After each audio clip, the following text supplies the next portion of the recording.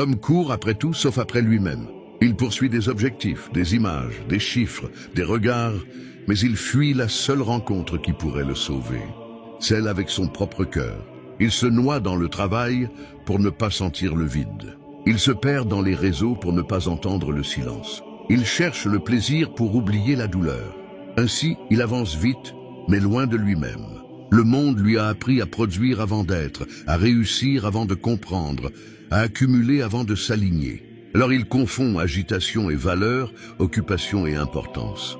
Pendant qu'il remplit ses journées, son âme se vide. La fuite intérieure est subtile. Elle ne ressemble pas à une fuite. Elle porte le masque de la normalité.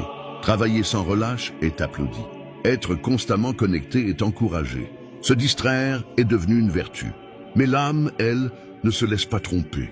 Elle réclame présence, vérité, cohérence. Et quand elle n'est pas entendue, elle crie à travers l'angoisse, la fatigue profonde, le sentiment d'être perdu sans raison apparente. L'homme court parce qu'il a peur de s'arrêter. Car s'arrêter, c'est ressentir. Et ressentir, c'est se souvenir. Se souvenir de ce qu'on a abandonné en chemin. Ses rêves vrais, sa sensibilité, son lien avec le divin. Dieu n'est pas dans la fuite. Il est dans la rencontre. Il attend l'homme au point précis où celui-ci ose enfin se regarder sans masque. Pas pour le juger, mais pour le restaurer.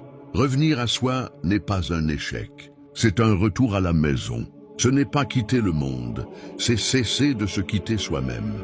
Heureux celui qui a le courage de ralentir dans un monde qui court. Car celui qui se trouve ne se perd plus dans ce qui brille. Quand l'homme cesse de courir, il découvre que Dieu ne l'avait jamais quitté. Il était simplement resté à l'intérieur, à l'endroit même où l'homme n'osait plus regarder.